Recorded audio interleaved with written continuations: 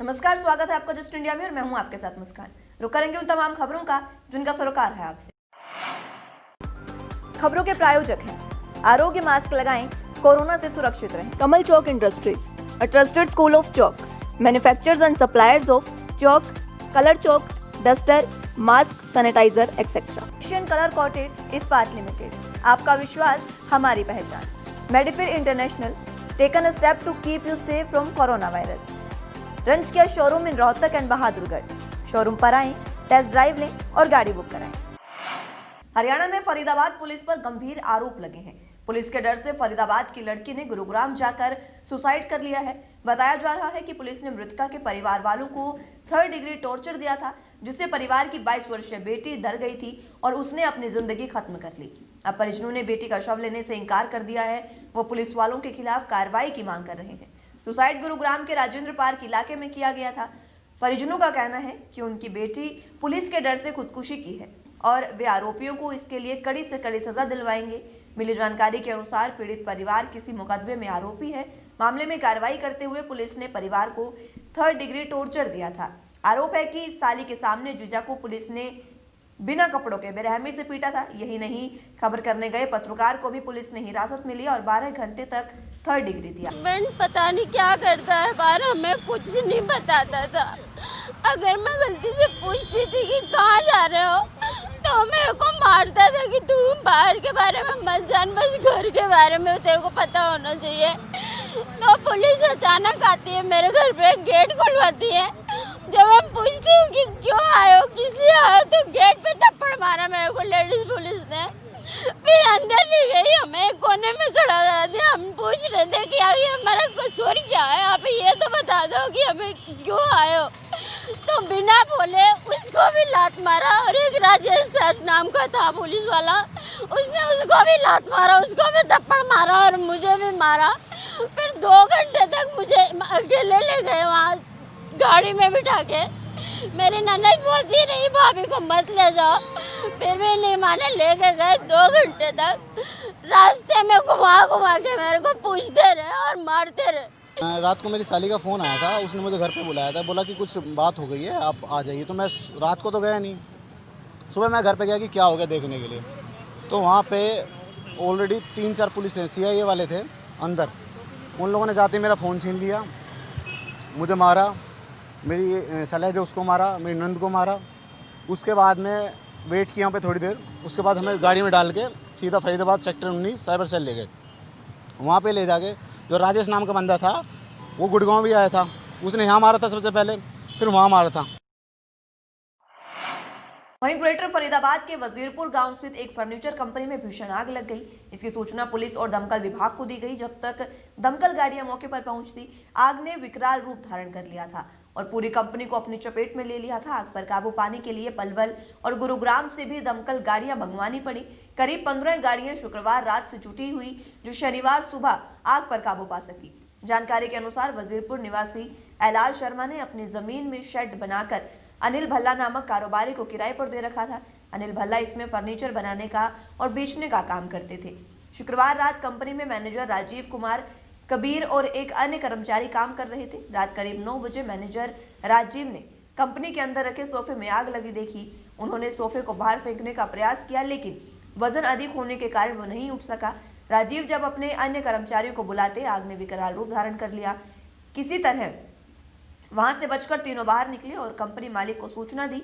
आग लगने की जानकारी मिलने पर गांव के रिंकू शर्मा, अनिल शर्मा और शेड मालिक LR शर्मा मौके पर पहुंच गए और दमकल विभाग को सूचना दी।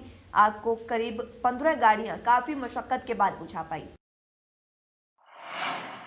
वहीं टोहाना उपमंडल के गांव नलका ढानी में सर्दी के चलते घने कोहरे से मोटरसाइकिल सवार 3 युवकों में 2 की मौत हो गई है और तीसरे की हालत गंभीर देखते हुए उसे अग्रोहा मेडिकल कॉलेज रेफर कर दिया है।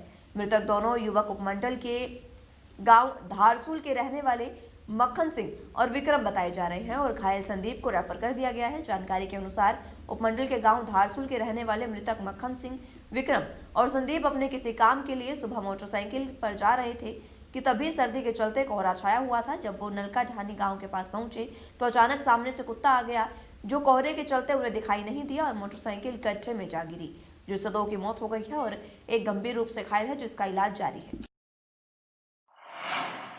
वहीं पाकिस्तान बॉर्डर से लेकर गुरदासपुर तरन तारण तक के किसान हजारों की तादाद में जींद के रास्ते दिल्ली के लिए रवाना हुए हैं। दिल्ली में सबका रात्रि ठहराव हुआ।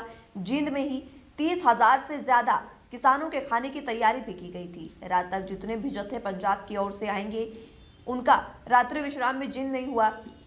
सुबह हजारों की तादाद में ये किसान इकट्ठा होकर दिल्ली के लिए रवाना हो चुके हैं। इनमें महिलाओं की संख्या भी हजारों में रही।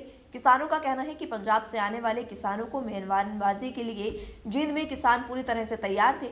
इनकी मेहमाननवाजी में कोई भी कमी उन्होंने नहीं रहने दी। किसानों का कहना है कि पंजाब हमारा बड़ा भाई है और बड़े भाई का हमने दिल से स्वागत किया है। उधर पंजाब से आए किसानों का कहना है कि हरियाणा की मेहमान नवाजी देखकर दिल गदगद हो गया है। प्रदेश में एक महीने से कोरोना के नए मरीजों के मुकाबले ठीक होने वालों की संख्या ज्यादा रही। इससे रिकवरी दर बढ़ गई है। सक्रिय मरीजों की दर घटी है। नवंबर के आखिरी सप्ताह में 7.84% सक्रिय मरीज थे, लेकिन अब ये घटकर सिर्फ 1.9% रह गए हैं। इस मामले में हरियाणा देश में 10वें नंबर पर है। अब 5,150 सक्रिय मरीज बचे हैं। सबसे बेहतर स्थिति आंध्र प्रदेश में है, वहां सिर्फ 0.4% सक्रिय मरीज बचे हैं। हरियाणा में सबसे कम सक्रिय मरीज नूह में 18 और गुरुग्राम में सबसे ज्यादा 6,275 सक्रिय मरीज हैं। उधर राज्य में 24 घंटे में 376 नए कोरोना के मरीज मिले हैं। 600 मरीज ठीक हुए हैं। अब तक कुल 2,61,167 संक्रमितों में से 2,53,145 ठीक हो चुके हैं। एक दिन में 8 लोगों की जान गई है। भिवानी में 2, गुरुग्राम, फरीदाबाद, झज्जर, फतेहाबाद, करनाल, चरखी दादरी में एक मरीज की मौत हुई। प्रदेश भर में ठंड का कहर लगातार जारी है। जहां मैदानी इलाकों में सबसे ठंडा हिसार रहा, जहां रात का तापमान 2.2 डिग्री सेल्सियस दर्ज किया गया। यहां सामान्य से 5 डिग्री कम है। नारनौल में पारा 3, करनाल और रोहतक में 4 डिग्री दर्ज किया गया। वहीं अंबाला में दिन का तापमान 16.6 डिग्री, जो सामान्य से 4 डिग्री कम है। मौसम विभाग के अनुसार 27 और 28 को पश्चिमी विक्षोभ के असर से कहीं कहीं बारिश हो सकती है। पहाड़ों पर भारी बर्फबारी होगी। इससे मैदानी इलाकों में 29 और 30 दिसंबर को शीतलहर चलने के आसार है। कहीं कहीं पाला भी जम सकता है। रात के तापमान में कमी आएगी। पश्चिमी विक्षोभ के असर के बाद धुंध और गहराएगी। हरियाणा में दिन और रात फिलहाल शिमला से ठंडे हैं। शिमला में दिन का तापमान 17.7 डिग्री रहा, जबकि हरियाणा में अंबाला में ये 16.6 डिग्री दर्ज किया गया। शिमला में रात का पारा 7 डिग्री रहा, जबकि हिसार में ये 2 डिग्री रहा।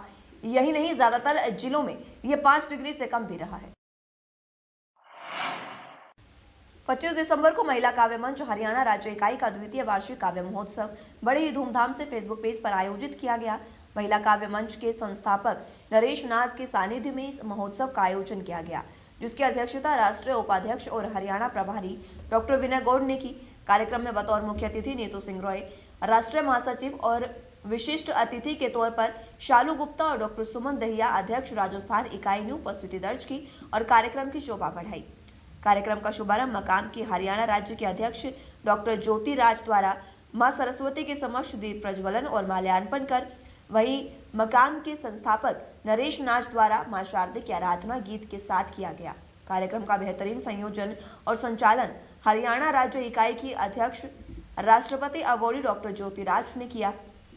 पूरे हरियाणा प्रदेश के 16 जिला पदाधिकारियों और राज्य पदाधिकारियों द्वारा खूबसूरत और लाजवाब प्रस्तुतियां भी दी गई। कार्यक्रम में हरियाणा की वरिष्ठ उपाध्यक्ष इंदुराज, निगम उपाध्यक्ष बीना कौशिक, महासचिव वंदना हीना मलिक, महासचिव अंजलि सिफर, सचिव ऋतु कौशिक और संचिता विशेष उपस्थिति रही। रोहतक को सर्वश्रेष्ठ इकाई और जींद के अध्यक्ष सरोज कौशिक और चरखी दादरी की पूनम जोशी को सर्वश्रेष्ठ कार्यकर्ता का पुरस्कार भी दिया गया। कार्यक्रम का अंत हरियाणा राज्य इकाई की वरिष्ठ उपाध्यक्ष इंदुराज निगम ने उपस्थित सभी साहित्यकारों का हृदय से धन्यवाद करते हुए किया। अंतर मन में जब हुआ, अंतर मन में जब हुआ, भावों का अतिरेक, आंखों को करना पड़ा आंसू से अभिषेक। उर्वशी उर्वी द्वारा निमंत्रण पत्र प्राप्त हुआ।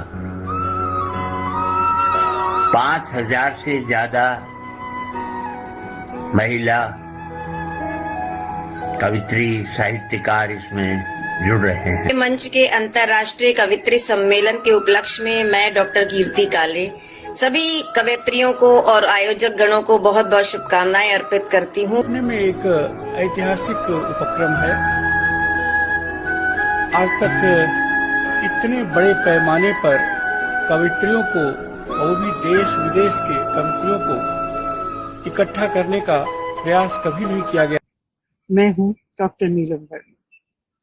हर्ष का विषय है कि महिला काव्य मंच के तृतीय वार्षिकोत्सव पर दिल्ली इकाई द्वारा एक अंतर्राष्ट्रीय कवित्री सम्मेलन आयोजित किया जा रहा है। दिल्ली की अध्यक्षा उर्वशी अग्रवाल उर्वी जी को बहुत बहुत साधुवाद देती हूँ कि उन्होंने इस कोरोना काल में, जबकि हर व्यक्ति अंदर जाने कितनी निराशाओं से, तनावों से और बहुत तरह की चिंताओं से जूझ रहा है, ऐसे में एकमात्र कविता है जो हमें एक दूसरे से जोड़े रखने का काम करती है।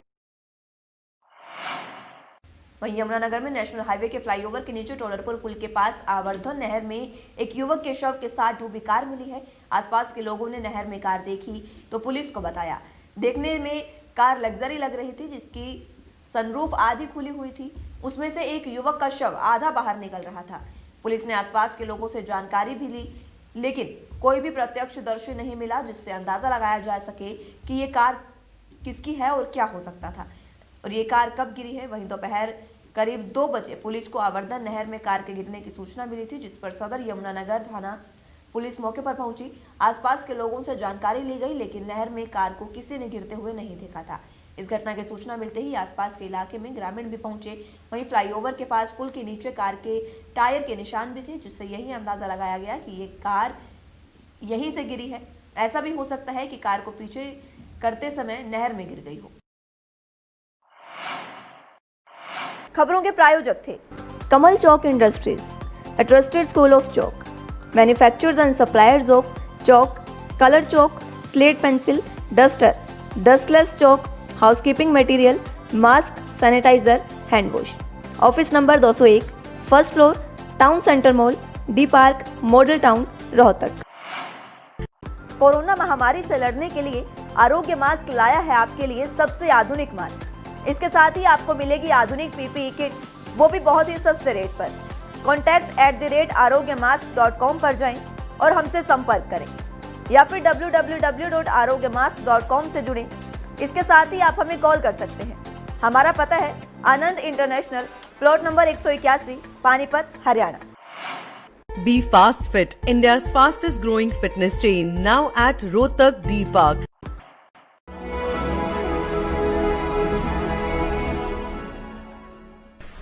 चाचा, आपने नया घर बनवाया है तो घर की छत पर कौन सी शीट लगवाई है?